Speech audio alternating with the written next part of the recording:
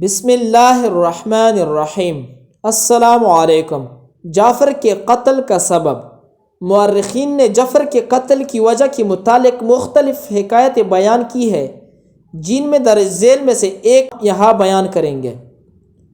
ابو محمد یزیدی سے منقول ہے کہ اگر کوئی شخص یوں کہے کہ رشید نے جعفر کو یحییٰ بن عبداللہ علوی بغیر سبب کے قتل کیا ہے تو اس کی تصدیق مت کرنا، کیونکہ یحییٰ بن عبداللہ ہی کی وجہ سے رشید نے جعفر کو قتل کیا تھا، اور یہ واقعہ اس طرح ہوا تھا کہ رشید نے یحییٰ بن عبداللہ کو جعفر کے حوالے کیا۔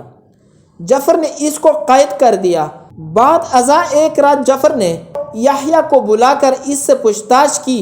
یحییٰ نے صحیح جواب دیا۔ اس کے بعد یحییٰ نے جعفر کو مخاطب کر کے کہا کہ اے جعفر، میرے معاملے میں خدا کا خوف کر اور اپنے ہاتھ کو میرے خون میں آلودہ مت کر، کیونکہ اگر تو نے ایسا کیا تو قیامت کے دن رسول اللہ صلی اللہ علیہ وسلم اس بارے میں تجھ سے مخاصمت کریں گے۔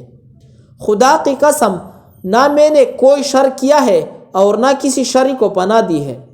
یہ بات سن کر جعفر پگھل گیا اور اس کو رہا کر دیا، اور یہ حلف دے دیا کہ آئندہ وہ کوئی شرارت نہیں کرے گا، اور ایک آدمی کو جو یحییٰ کو اس کے گھر تک پہنچا سکے اس کے ہمراہ روانہ کیا، مگر یہ بات رشید تک پہنچ گئی۔ رشید نے جعفر کو بلا کر اس سے معلوم کیا کہ یحییٰ کا کیا حال ہے۔ جعفر نے جواب دیا کہ وہ اعلیٰ حالہ قید و بند میں جکڑا ہوا ہے۔ رشید نے کہا کہ میری زندگی کی قسم کھا کر بتاؤ کہ وہ حقیقت میں قید ہے۔ جعفر چونکہ نہایت ذکی اور فطن تھا، لہٰذا وہ فوراً سمجھ گیا کہ امیر المؤمنین کو یحییٰ کی رہائی کا علم ہو گیا ہے۔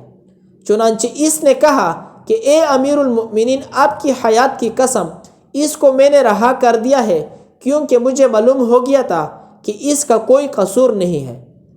بظاہر رشید نے جعفر کے اس فعل کو سراہا اور کہا کہ یقیناً تم نے وہی کیا جو ہمارے دل میں تھا، لیکن اسی واقعہ سے اس کے دل میں جو خلش ہوئی اس نے جعفر سے پوشیدہ رکھا، اور جب جعفر جانے لگا تو اس کو دیکھتا رہا اور کہنے لگا، اے جعفر، اگر میں نے تجھے قتل نہ کیا تو اللہ تعالیٰ مجھے دشمنوں کی تلوار سے قتل کرا دے۔